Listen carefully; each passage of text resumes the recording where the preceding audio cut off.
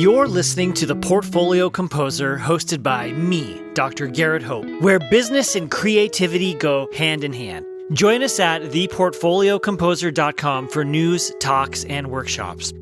This episode is brought to you by Dorico, the music notation software from Steinberg. Dorico Pro 3 is a major new version with game-changing advances in note input, notation, and engraving.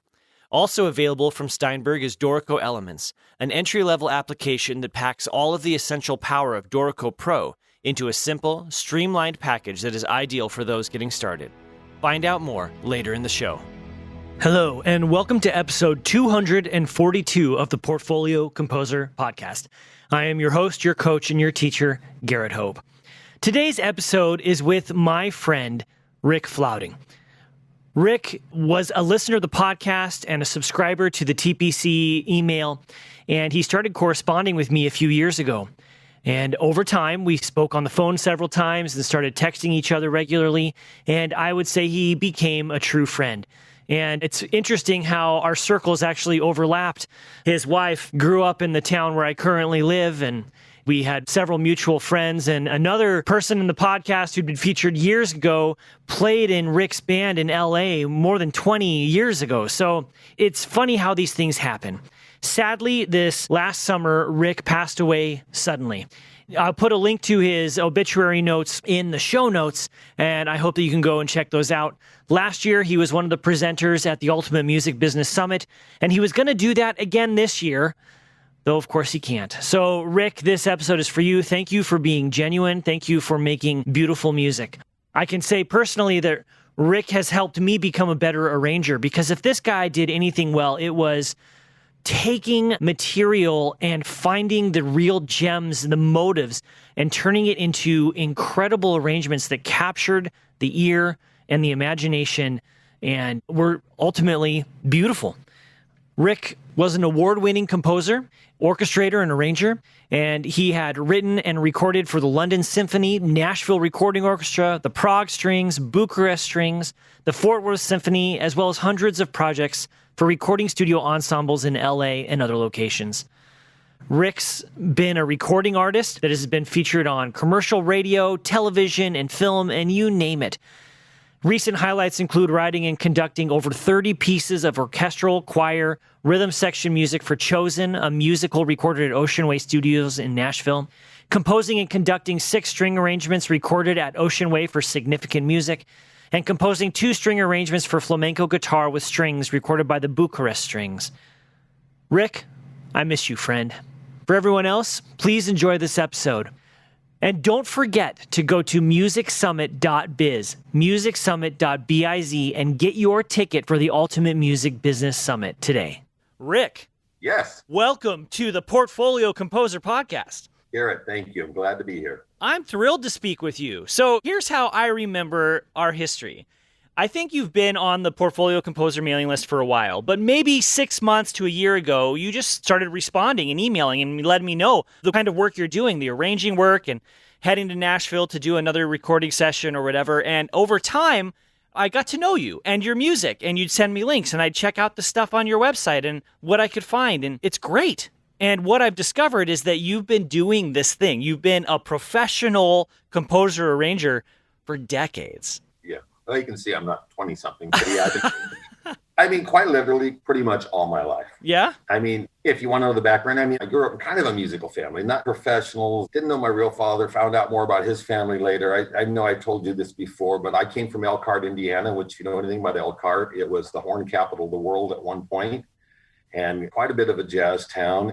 My mom, loved music. She played trombone, of all things, and keyboards. And my brothers, I have 3 half-brothers. They all played something, trumpet or trombone. And I inherited the trumpet eventually. My start was 5th grade playing trumpet, and we moved a lot.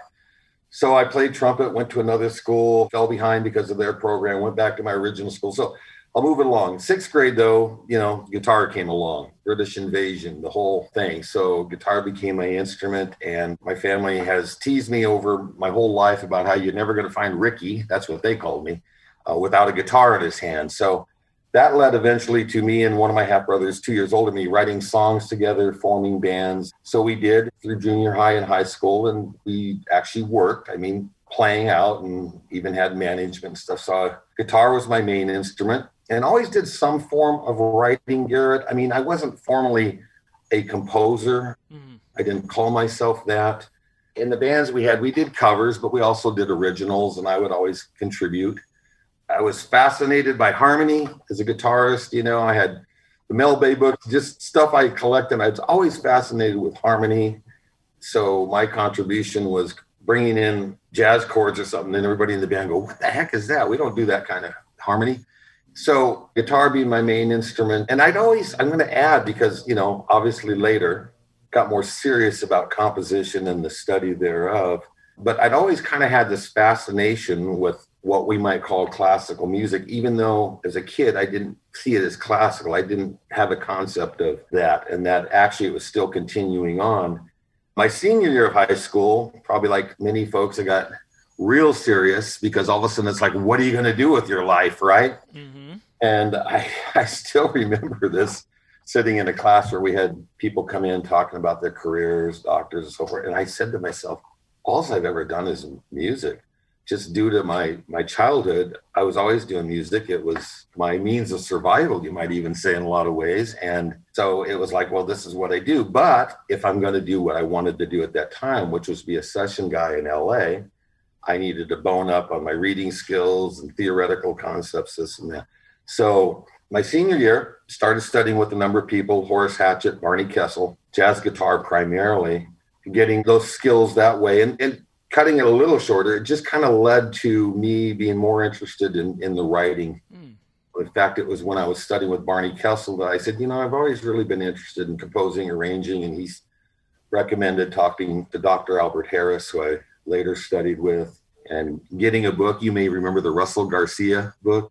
It's as old as the hills. But anyway, so I did continue playing, and I did do sessions in LA and other places, and I went on the road a number of times. It kind of came down to, for me, if I continue with guitar, that's going to absorb all of my life. And perhaps I should have, whatever. We make decisions. We live and die by the decisions we make. But I had gotten more interested in writing. And so it kind of came down to, after I came off the road one time for a number of months, saying, you know, I really want to focus on writing. I want to continue studying with the people I was studying with, John Schaefer Smith, different people for composition and so forth. And if I keep playing, and I didn't, like I say, hardcore quit, but I keep making that my focus, it's probably going to come down to one or the other. And, you know, in reality, that may not have been the case. I could probably continue to do both, depending on what I did. But it kind of eventually the writing won out. And I was studying with people. My original love was kind of the, I don't know if you remember, I'm old enough to remember the 70s. They had a lot of albums that came out. Klaus Ogerman, Michel Colombier, different people who were combining this really cool kind of elements of jazz, pop, and classical. You know, A&M put out a few records where they'd sign artists, like writing artists. And I love that stuff, like big band with strings. So when I got serious about my writing, it was mostly wanting to do that. And I studied with the guy, Bryant McKernan, who was out of Berkeley, Boston. And he was a master of that. But what I didn't know is he had already kind of moved away from that and was into writing art songs and musicals and opera. So he started saying, well, you know, you might want to check this stuff out. Here's some Schubert. You ever heard of Schubert? I said, well, yeah, but okay, check out these art songs. So in a relatively short period of time, I became kind of quite a classical snob. It happens. Well, I don't know the other way to put it. I abandoned all popular music and got into that and studying, like I say, with different people, and each new technique, which was usually accompanied by a certain composer, was like a whole new universe to me. I don't know, maybe you went through this experience. Oh, yes. Yep. Mm-hmm. You did. Okay. It was really like that. It was like a whole new planet, you know, each thing. And I was totally a sponge for all things theoretical and all things composition. So I went into the serious composition world, concert music world. And here's where I'm going to try to bring this to a close on. But, you know, I was also married young, had a child young, had to make a living. And, you know, it came down to, well, I can continue writing multi-movement string quartets, or I can accept this arranging assignment that were coming my way. I know. And hey, I have kind of a popular music background anyway. It's fine. So I started doing that. And yeah, like you said, it paid the bills. It paid the bills. Yeah. As I am right here talking to you, and as I have been for many years, in my own mind, I don't make a distinction between it being high art or low art, whatever you want to call it. It's either done well or it's not done well. I can appreciate an Alison Krauss right alongside of Stravinsky.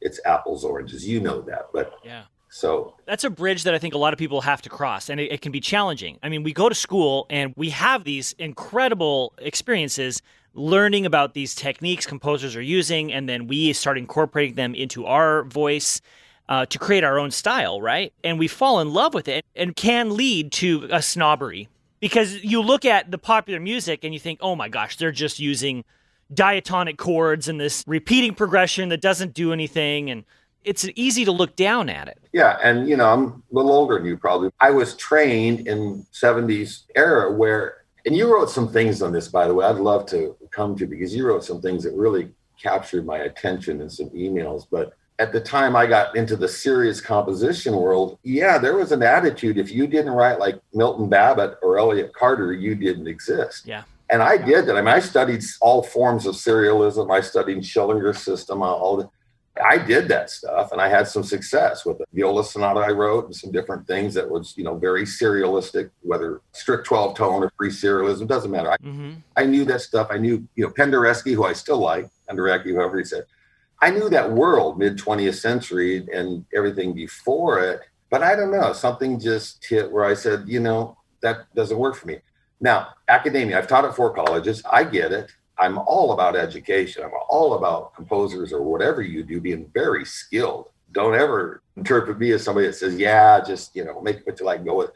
There's a balance. You got to have some knowledge, but there's pluses too if you take the academic route, and there may be not pluses, but it's an attitude thing. And I'm glad it's changed, Garrett, because when I first moved here to Texas, I was hired to teach at a university, and I hadn't taught composition for some years, other than privately here and there. And so one of the first things I did is I went down to their music library and checked out what kind of scores they have. So I had students, by the way, that never opened a score, which I never understood. Like, are you kidding? You've never studied scores? But yeah, I wanted to see what they had. And I would check out these books that I used to read years ago, these very high-end academic out of Princeton books, analyzing Bartók quartets and so forth. And what was interesting, I picked up one book and I read, okay, what are the topics they talked about in this periodical? And it was like, sure enough, there was some Bartók stuff and analysis of Bartók, but there was also analysis of Beach Boys songs. And I'm thinking, boy, that world has changed, what we call the serious music world. When I had been busy in more commercial writing, if you will, there's been this change, and that. Yeah. I mean, to where a lot of the younger composers are writing, since minimalism and post-minimalism, writing more tonal again, writing concert works that are sounding like film scores. Yes. They're just trying to, I think, reach the audience. And I was like, wow, glad to know this is going on. Yeah, it's very true. Let's circle back into something you hinted at. Because you're learning all these skills about writing, but you paid the bills by doing more arranging. And when we worked together on the Ultimate Music Business Summit that was just a few weeks ago, you listed yourself first as an arranger before a composer. Is that how you think of the work you're doing? Well, I list myself as an arranger orchestrator first, like on the website, although we recently changed that. That's frankly somewhat a business decision. That's who usually contacts me about doing something for them. Got it. Okay, I've been involved with this over 2-hour musical the past period of time, which we now completed, other than some more recording. We recorded last week in Nashville. We got solo vocals.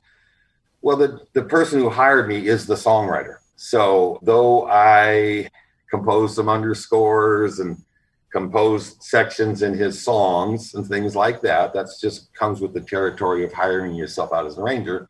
I mean, yeah, I composed elements of it, and certainly my compositional skills factor into arranging, but the decision to list myself as arranger orchestrator is kind of more of a business decision. That's who comes to me. But yes, even when I arrange an orchestra, I mean, I don't feel like I put my composing aside. Oh, heavens, no.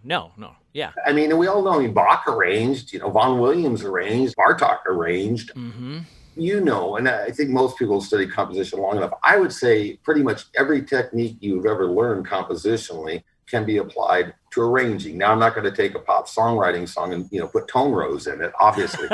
People have tried. But pretty much every skill I feel I've ever learned, I can apply. In fact, I even like the challenge of taking those techniques, those tools that I've learned, and applying it to somebody. It's kind of like dressing up somebody else's baby. Can I do this in a way that serves what they want, but also satisfies what I like to do? And in arranging, for example, I loved my years studying art song. Okay, because the whole concept of art song and prosody, marrying, the music to the text and to the story, I'm not writing art songs, but by arranging somebody else's song, not just orchestrating and adding colors and so forth, but reharmonizations, this, that, and the other. It's like I get to apply that whole concept of art song technique and prosody and so forth. Yeah. I'm just not listed as a composer. That's just purely a business thing. Well, they are two sides of the same coin because you're using the same skill set, essentially. Yeah. You said something really interesting right now, and I want to spend some time on it. You said making sure that you're serving the client's wants. I made a big mistake with was probably my first big commission. I had just won an award for a choral piece. I was very young. And through a recommendation, this young man hired me to write a piece for his wedding, right? And it was supposed to be for men's chorus. Yet I was in graduate school and I was learning all the things. And I was like, I've got to incorporate these techniques instead of just writing something pretty. I failed, and this was a huge learning experience for me. I failed to do exactly what the client wanted because he just wanted something beautiful to celebrate a wedding. And so talk to me about that. You're thinking about this from a business perspective because you had a family, you've got bills to pay, you would love to eat, right? And have a roof over your head. What does that mean for you? Because sometimes people are criticized for selling out. I know. If they're just trying to meet the client's needs. So talk to me about that. Yeah, again, I was, trained in a different period where I was told by people I had sold out. I never made a decision just because I had to make money. I did. I had to. That was reality. It kind of, lit the fire under my butt to do something. But honestly, Garrett, I look back over many years and many pieces, and I tell people this all the time. I just told yesterday a potentially new client I'm going to work with. Honestly, Garrett, I don't sign off on anything I do unless I'm happy with it. Okay? Now, are there things in there that some people might consider a compromise based on doing my job as I should? I suppose I'll leave that for others to decide. But I know, my wife's over this, she knows I do not sign off on anything unless I'm happy with it. Now, if my client comes back and says, well, let's look at this and let's change that, I'm going to look at that. That's not to say I'm not going to disagree. That's not going to say I'm not going to hold my own. This last project I did, quite frankly, me and my client went round and around. We had some knockdown, drag up, hang up the phone on each other. I've known the guy for many years, so we're friends too. And we can do this, but because if I really believe in something for my client's own benefit, the client says, well, I'd like to change this, I'll consider that. But if I think I may be even damaging his project by that, and again, you have to deal with this client by client. These are all individuals with different sense of vision, different ways of communicating their vision, right? Yeah, it takes a while to, okay, does he really mean this? Even though he's saying this, is that what he really means? Or is this? But so I'll fight for things I believe should be fought for. And we had, like I say, a number of these, but in the outcome, it's like this. Look, film projects. We all know of projects where people are up accepting their Oscars who probably hate each other. They may be in lawsuits with you, working on a project over a year or whatever it is. We don't know half what goes on. And hopefully they work all those things out because relationships are truly important. Okay. But I always look at, like, even if I have some disagreements with the client here or this or that, if the outcome of the thing is good, that's what we want. Bible says iron sharpens iron. Is that what it is in Proverbs? Mm-hmm. Yep. It's that concept. It's like, I'm not always right. If I stand up for something I did, I'm not always right. And, I don't take the position I am. But if you're going to hire yourself out for any kind of work for hire work, you got to look at that. Am I capable of collaboration? Because it's collaborative art. Film is collaborative art. TV, you name it. Mm-hmm. Most forms of music, certainly ones that you're going to try to make a living at, are collaboration. Commissions are collaboration. Now, it might be a lesser degree of collaboration because when you're commissioned for a concert piece, usually the commissioner respects you as a composing artist. Yes. They might say, Garrett might want to write for 14 tubas and they have one tuba player. I mean, what do you, right? I've had that, yeah. I mean, I love it when Copeland did the Outdoor Overture. You remember that piece? No. Well, it was for a very good, if I recall right, high school orchestra out in New York. Very good, one of the tops. But there's an article about what the director conductor requested. One of these things he said is, and don't forget the percussion. But Copeland, I thought it was very admirable. He said, yeah, I'm going to work within these confines. I'm still going to be Aaron Copland. It's still going to be Aaron Copland's style. Mm-hmm. And tell me what composer throughout history probably hasn't done some form of that. We in academic circles look at it like, oh, no, they're the artists. They always did what they wanted to do, like Beethoven. Yeah. No, they didn't. They did not. Yeah. They served the people who were paying them the money. And it doesn't mean they compromised in their artistic vision, which is what you're saying. You have to still sign off of it musically and artistically satisfied. Right. I mean, there's all these stories of these great composers doing commissions that they hated, but there's still pieces that get played, like Beethoven's Für Elise or Debussy's Saxophone Concerto, which apparently he despised and didn't even want to write. But he did it. Or Ravel's Bolero. Well, I'm going to even add to this. I know in my life, some things clients requested that I didn't think were a good idea were not only good ideas, but improved what I did. Their ideas that I initially disliked actually made me produce something better from myself. So again, all these things are things in balance. Right. There's not a blanket way you can accomplish it. You have to deal with each project as a newborn baby, each client as a newborn baby, and you feel your way around and work with it. I don't think you're born able to do that or not. I think these are skills you can develop. And I'm going to insert here, by the way, for those who, I do also compose my own stuff. Yes, you do. I'm going to try slightly change, not that I want to change the subject, but that's also, though, Garrett, the reason I do continue to do my own work for print publishing primarily and so forth. Because that's the outlet that's mine. That's where I go to do what I want to do the way I want to do it. And somebody can purchase it or not. We may never talk. They purchase it, they perform it. That's where I kind of just say, okay, I'm going to do this for me for a while because like right now, I'm in between basically finishing up one extended project and looking at now another taking on. So I got this period of time where, I finished up an arrangement I did with the Bach Jesu, and I got a few other things that I'd say that's how I want to do what I want to do. Sure. Let's talk about what composers who are interested in getting into arranging, from a business perspective, what do they need to do, or how do you put yourself out into the world as an arranger? Well, first, kind of study that world, not only the craft of it, but the things we've just been talking about. I've always done concert music. I went to Juilliard. Is that something you want to do? And that's the only decision you can make. I'm going to add what we've kind of already said. My opinion, you can take mine or not. I don't think it's a compromise. I think it's apples, oranges, art in different layers. What I would say is it pretty much, depending on where you have been, if you've been writing all serial music all your life, then obviously you may need to learn some other things about more tonally oriented harmony, melody, so forth, and all of that. Because if you're going to hire yourself out for arranging and to some degree orchestrating, it's kind of hard to be a specialist. It's kind of hard to say, well, I'm going to be an arranger, but I only do string quartets and I only do it in the key of C. Or so, Now, again, I come from a different era. I was trained in the era of if you're going to do that kind of work, you got to be prepared to go from a comedy to something funny to something, kids musical to this to that. You got to be able to handle multi-styles or at least some degree. Now, the industry's changed a little there, especially in film. Nowadays, it's a little more specialty of style. People are hired because of their style. Mm-hmm. But back in the day, you probably know the Elmer Bernstein's, the da-da-da, you name it. They had to go from a comedy to this, that. No, that's film. But arranging world's kind of similar.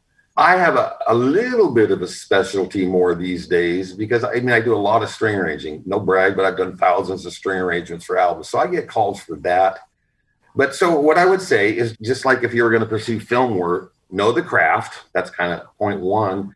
And then have some kind of a reel, audio reel, demo reel, whatever you want to call it, that displays that you can do that, 3 to 5 minutes, maybe something.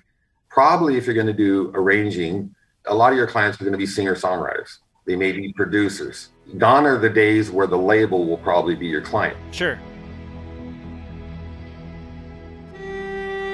This is the sound of a solo cello that dares to be different.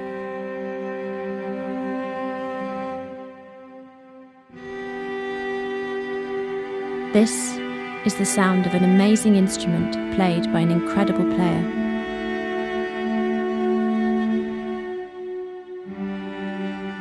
This is the sound of an emotion so intimate you'll feel like you're resting your ear on the instrument's body.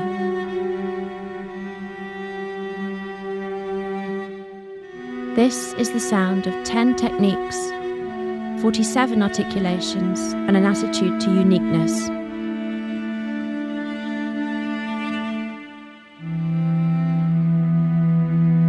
This is Poiesis Cello, a unique way to tell your story. For Contact Player, learn more at sonoracinematic.com. This episode is sponsored by Dorico, the future of scoring.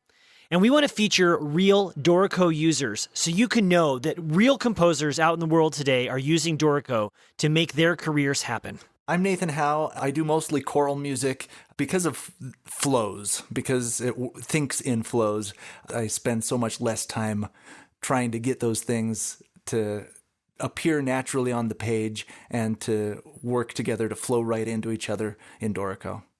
Maybe I want to add an extra beat. In other programs, if I do that, I break a lot of things and I have to go do a lot of cleanup. Dorico will automatically adjust note lengths. It knows that that note goes for a certain duration, and it'll give me the best look for that duration based on the presets that I've told it to do. When I'm writing for piano, the way Dorico handles voices is so good because so often you don't need a voice for very long. You need it just for, a suspension that happens in the right hand, and then you don't need that voice for the rest of the piece. You can turn it on and off at will, and you don't have all these rests hanging out that then you have to hide. You can just start the voice where it starts and end it where it ends, and it's done. I can compose in Dorico. For me now, I compose directly into Dorico more often. I still use pencil and paper once in a while, but I'll compose into Dorico because my workflow is fast enough that it can keep up with what I want to do. It's faster for me than writing it out longhand to start. Yes, I recommend Dorico. Overall, it's the most natural music notation software I've used, and my workflow is just so much faster than it was with other software.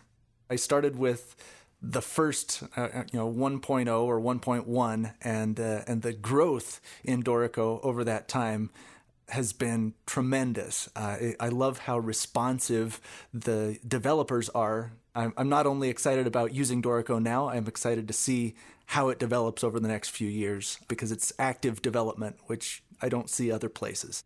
The kind folks at Dorico have set up a special web page so you can go and download a free 30-day trial copy of Dorico. So go and do that. I have been using the program and I'm absolutely in love with it. Go to www.steinberg.net/TPC. I wrote about this a few weeks ago in one of my Friday newsletters. I said, here are 5 ways you can build a side hustle right now. And one of the things I said is arranging. Reach out to whatever studios are around you. Figure out who are the producers, who's going in, and offer to do arrangements for them. Mm-hmm.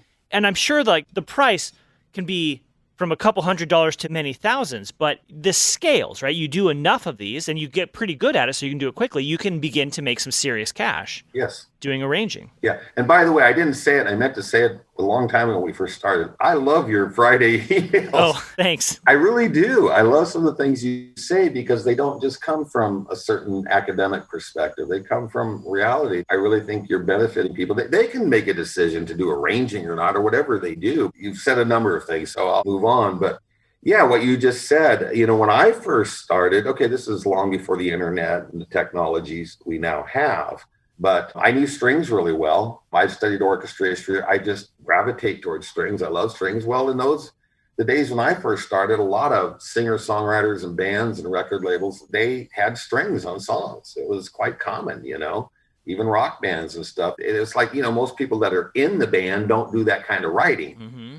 They don't do that, and they don't know that world. So I did a demo reel. I had, I can't remember, it doesn't matter, but I had a few examples, various styles, maybe 5 minutes of, me doing this, me doing that, like a contemporary jazz thing, a traditional jazz thing, a movie score thing with strings. And I used real strings, paid for it myself, paid for a lot of my stuff myself. And I just went around, just like you said, studios, went up into Hollywood. I lived in Orange County at the time, northwest, and it didn't take me long to get into Hollywood and go to the studios and say, here I am, I can do this. And eventually got hired by people to do it, Is the turnaround pretty quick on some of those projects? Because a client books a session, the week before, and they come in and all of a sudden they want strings and they call you and they, oh yeah, and the string quartet's coming tomorrow. Like, does that kind of thing happen? Well, I got a story. Yes. Let me give you the simple answer first. Yes, that kind of happens. And that's something, if you're going to go into this, you got to look at it. If you're somebody who's had a year to do a multi-movement string quartet, you've got to look at, hey, do I want to be in the position where I got to turn 6 string arrangements around overnight? Whatever. And you might say, oh, I can't do that. Well, you might be surprised that you can. When you have to, it's amazing what you can do when you have to. Now, in my case, the deadlines vary. I can be really, really fast. It varies depending on a lot of things. My client's wishes, this and that, But I have had some intense deadline things. I'll maybe give you one story. Yeah, give us one. I'm older. I got a lot of stories. How much time do you got, right? But I'll tell you one. There was a period where I did a lot of foreign albums. I mean, just constantly, day after day, foreign albums. It's a long story. And I got to work with the guys like Patitucci and all these guys who've gone on to be big names. We did a lot of these albums. I mean, just cranked them out. But usually in these projects, I was given a melody, no chords or nothing. And this is pre, scoring programs, DAW days. So I had to harmonize the song, arrange the rhythm section, arrange the guest instrumentalists. Obviously they were vocal albums. The vocal would be done later. These particular clients, a number of clients, tons of them actually, they liked strings. So there'd always be strings on at least 6 out of 12 songs on the album. They always had to have 12 songs in the album. Anyway, there's requirements. But the strings we usually did last, maybe second to last. We'd do like ad-lib percussion last and then the vocal. And usually I had some say on, when the strings were scheduled, and I make sure I have time enough to do things. We still had to work fast. I had to work fast, but I worked with a team, not writers. I was the writer, arranger. But there's one case where my wife knows the story. She's heard it a million times, where the producer called me up and he said, okay, Rick, so are we ready for the session tomorrow at 10 a.m. string session? I'm like, what? Okay, long story short. Violin 1 was the contractor, and she went ahead and contracted the session, and I hadn't even started the string arrangements. All the rhythm section stuff was done and all that. But I'm like, because I didn't think, it wasn't my fault. I wasn't procrastinating. Nobody told me. Anyway, I had to write, it was, I think 6, 7 songs, I can't remember, overdub arrangements for this project, and so I was up all night getting it done. We only used violins and cellos in those days. We didn't use violas very much, sometimes, but usually just violins, X amount of violins, violin 1 and 2, and then cellos. So I did some shortcuts. I didn't have to do it into full score. And this is all the way by the way, this is all by hand. Right. So I just did treble and bass clef, like a piano part, and put all the violins, one, A and B, treble clef, cellos, bass clef. And I just did it like a 2-stage sketch. And then I printed out those for the players and said, hey, do this. Anyway, we did them. It got done. The producer was also the engineer. I can't remember how many hours. We tracked them all, got the string players out. He said, hey, do you want to go to lunch with me? I said, okay. So I went to lunch with him. We get to this place and we're getting our food. And after we basically say, hey, went well. Yeah, went well. This client said something to me, and this was a turning point in my career. He said, Rick, and he didn't know, by the way, he probably figured I'd been up all night. He said, that's the best stuff you've ever done for me. Huh. And here's the point, Garrett, hopefully this is making sense, is at that point in my life, I was doing arranging, had been, but I was still kind of like you described earlier, still in my academic, serious composition mentality world. And so if I had enough time to do things, I would always try to do something, a little trick section for Rick, So, and in this case, because I had no time, it was just go. write this, I mean, I'm not saying I didn't care about what I wrote, but it was like, I have no time to change my mind a bunch of times. You're not going to add that little fugal section in the bridge, right? You're like, yeah. Exactly. Things like that. Or, a little bitonal chord thing here in parallel fourths and all that. It was just go. And so he told me that. He goes, yeah, that's the best thing ever done. So the lesson I learned is, deadline or not, tight deadline or not, it's kind of a non-issue. I learned that in the case of satisfying this particular client, because he loved like Bob Seger music. That was his love. Well, Bob Seger is not that complicated. And he just was saying, finally, I've gotten what I really wanted. He liked all the other stuff before he put it out. It actually did well. The albums did very well overseas. But, the point was, and so I learned, okay, does that mean I'm going to compromise and stay up all night to do what I do the rest of course not. But I kind of got a little better insight into, first of all, simplicity does not mean less quality. Right. We know in the kind of academic circles, there tends to be this thought that the more complicated, the better it is. Yes. Mm-hmm. Yeah, it just kind of happens over time if you're in that world, or at least in the world I was at the time. And so, I learned that was one case of several where I started thinking, hey, simple is not less quality. I mean, if you analyze, I love Bach. I think you know that. And if you analyze a lot of the Bach basic macro chord progressions, not all the stuff that happens micro harmony in between right. the moving parts, but you analyze those chord progressions, they're actually very basic, a lot of them. Oh, yeah. Yeah. And it's come down to putting it as a lead sheet and playing on a piano guitar. You go, that's pretty darn basic. So again, I'm gone on and on. I'll just conclude it with, it's something you got to grapple with, that simplicity is not lesser quality. In fact, I think it can be quite a challenge to say, how can I communicate, whether it's film, arranging, it doesn't, how can I communicate what I really want to communicate, but in the simplest possible means? So enough from Rick. No, not enough. This is great. But we should start wrapping this up because we've been speaking for a while here. I've got two final questions for you. Yeah. The first is, and I usually ask this at the beginning of the interview, but it just didn't happen that way. You know that the name of the podcast comes from, well, I borrowed it from the investment world, where you want to have a diversified portfolio of assets that you're putting your investments into, so that as the market fluctuates and assets go up or down in value, you're never stuck up a creek. You don't want to put all your eggs in one basket. And I believe that the idea of the traditional jobs for creative individuals is gone. I mean, academic jobs are becoming scarce. There are some orchestral performance jobs, but really what most of us do is a little bit of this, a little bit of this, and a lot of that, or whatever. It's different. Mm-hmm. Right. Rick, what's in your portfolio? What are all the things you're doing to generate income as a creative? Well, first of all, what you just said is entirely true. Some people might go, well, that depresses the crud out of it. Well, it's what it is. Mm-hmm. I've taught, as I said earlier, 4 colleges. All were adjunct positions. There was probably no chance of becoming anything other than that. And that's fine. That's all available. The concert situation's down right now due to mostly COVID. And I think that's starting to come back.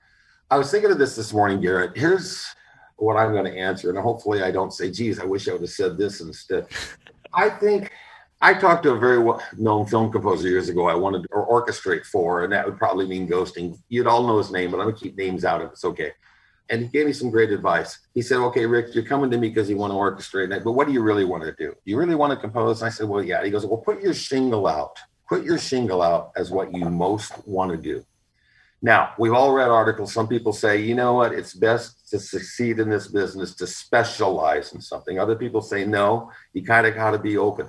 I think it's a little of both in some ways. You got to know what I think you'd most prefer doing, where you most want to improve what you do, and always have that.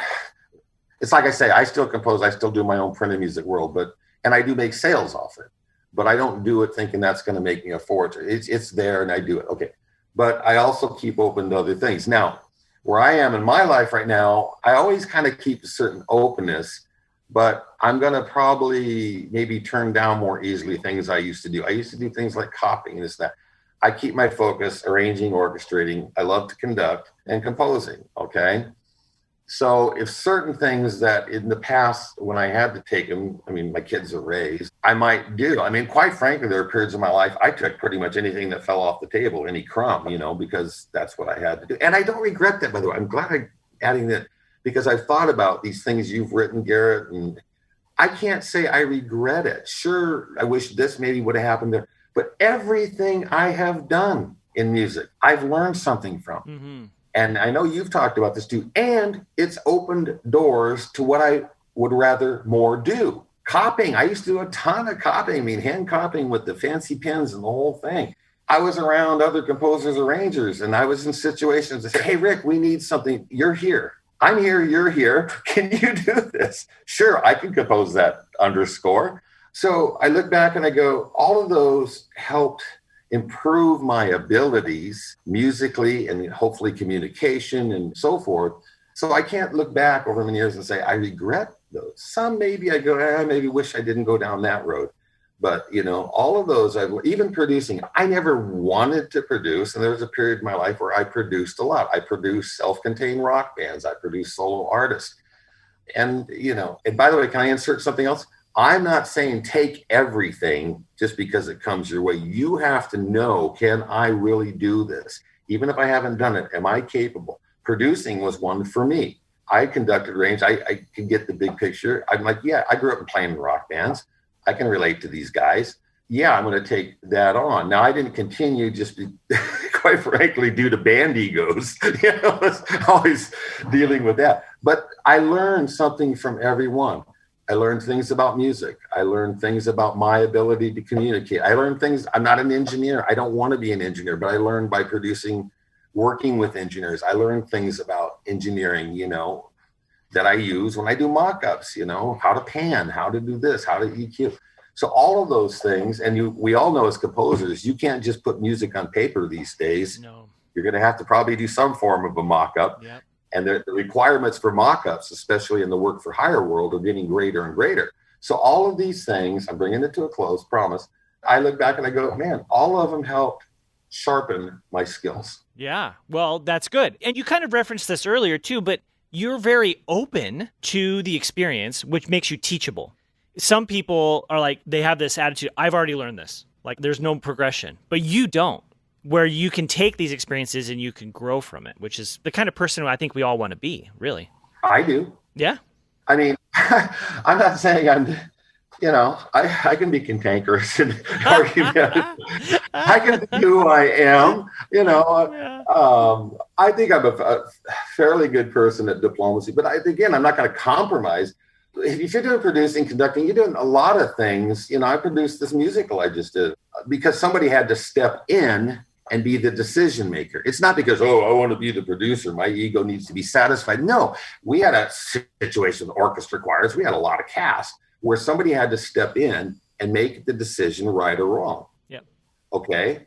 And be responsible for it. I can do that. I'm capable of that. I'm capable of thinking it through. I knew all the details because as the arranger orchestrator, I probably knew the music better than anyone else. Well, maybe in some ways a songwriter. So, and so it's like, okay, well, that makes me the most capable in that way because I know what has to get done here. But the thing is, I don't put producer on my business card. You will not see it, I think, on my website. Now, I can do it because that's a task that needs to be done. Somebody really, truly does have to be in the position of making the decision, whether it's checking off on a mix or a take of orchestra, whatever it is.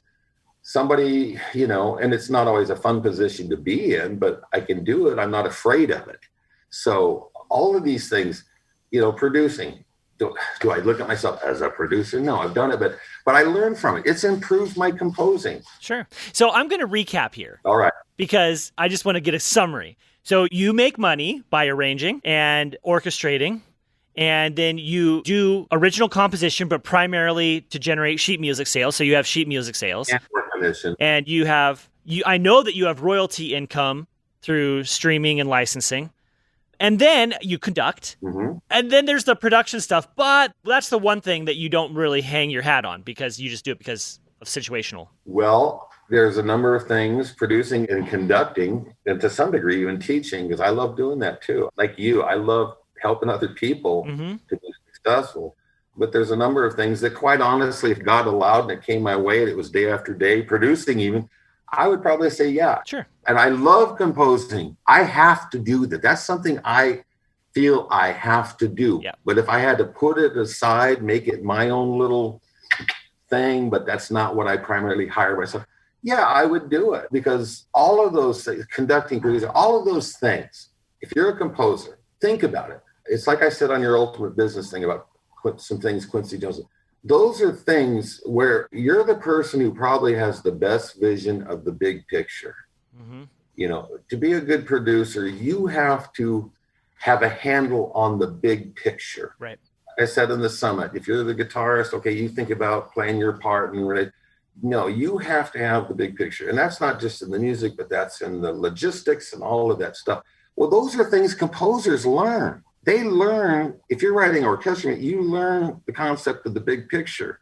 You know, if you're writing just for a single oboe, you're writing for a single oboe, but that oboe has to work with the flutes and clarinets and bassoons and the strings and the French horns. Whether you realize that, you're learning how to get that big universal picture. So conducting is somewhat the same way. Am I the most masterful concert music conductor? No, that's not even the kind of conducting I most like.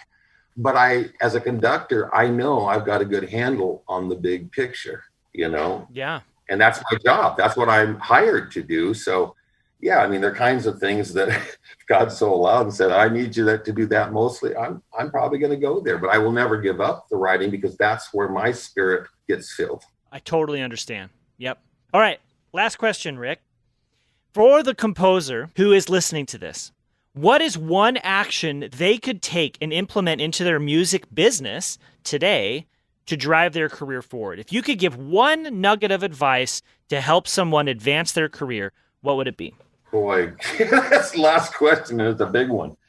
First of all, start with this. Recognize this is a business. If you want to make a living from this, if you want income, no business. I wish I knew it a lot better, Garrett. Honestly, I was listening to some of your podcasts through the Ultimate Music Business Summit, and a couple of people said, maybe you said, I wish I'd have done, majored in business and maybe minored in music. We are at that point where you have to run this as your own business. That does not mean you have to own everything. And I want all of the printed music sales. I don't want X company or, getting it. No. I have my stuff in companies. I don't mind. They get the percentage for what they do, because of what they do, I can't do this now. Like it or not, you have to accept it as a business. And we are truly and have been in an entrepreneurial age where, like you said, a doctor's degree doesn't guarantee a full-time tenured position at a college anymore. Nope, it doesn't. This doesn't guarantee that. This doesn't guarantee that. So learn your craft. Always learn your craft. Whatever it is you say you do, you better be good at it. But yeah, recognize it is a business, and business means other things, communicating with business people, the way they think. I mean, I did jingles for some years. I still say the people who do jingles best are the people who are half musician, half advertising people. They are. And film, it's not just about the music. It's about understanding drama. It's about understanding color. It's all these things, but learn to step up to the plate and say, this is what I want to do. If it's printed music world, it's a business. And now, again, I know we've said this before. That doesn't mean you compromise your music. You just maybe look at it as reining it in towards something people might want to purchase. Yeah. I mean, in my printed music world, I know what educators and directors in high schools and colleges are going to be looking for. And us musicians, us composers, we think, well, they're going to be looking for the greatest piece. No, not necessarily. They're looking at this. Hey, I got a really good pianist this semester in my class. I want to feature that pianist in a concert. They're looking at what can be programmable at the end of the semester concert. They don't think like you might be thinking they're thinking. They're going to purchase music based on things that to you and I might go, well, wait a minute, my piece is better than the one you bought. But it fits their program. It fits their ensemble. If you're going to do the printed music world, you really have to get into an educator and music director's mind. High school, college, whatever it is, how they think, why they pick what they pick. You're probably, if you want to be successful, going to have to not write too complicated. That's a given. So what? Other composers, bigger names than us, have done the same throughout their life.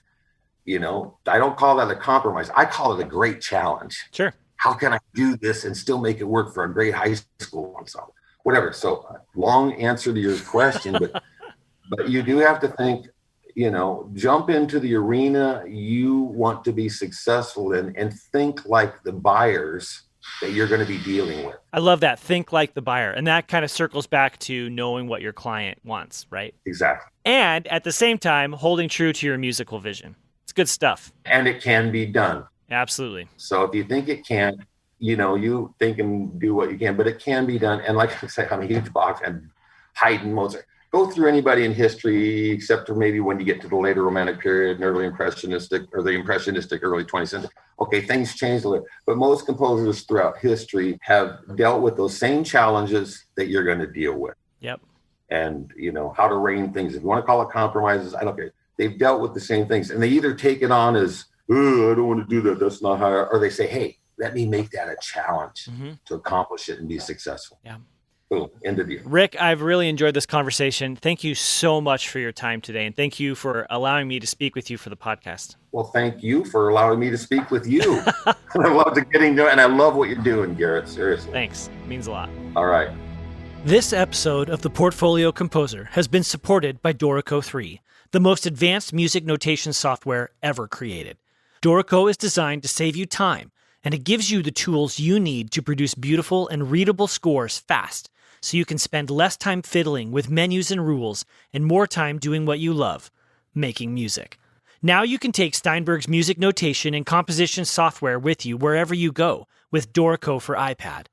Whether you're a composer, arranger, instrumentalist, teacher, or student, Dorico is the ideal app for producing beautiful sheet music that you can share as a PDF or music XML or print directly to your AirPrint-enabled printer. Dorico for iPad is available now in the App Store, or learn more at www.dorico.com/iPad. You can also try the full version of Dorico out completely free of charge for 30 days by downloading the trial version from www.steinberg.net/TPC. Try it today.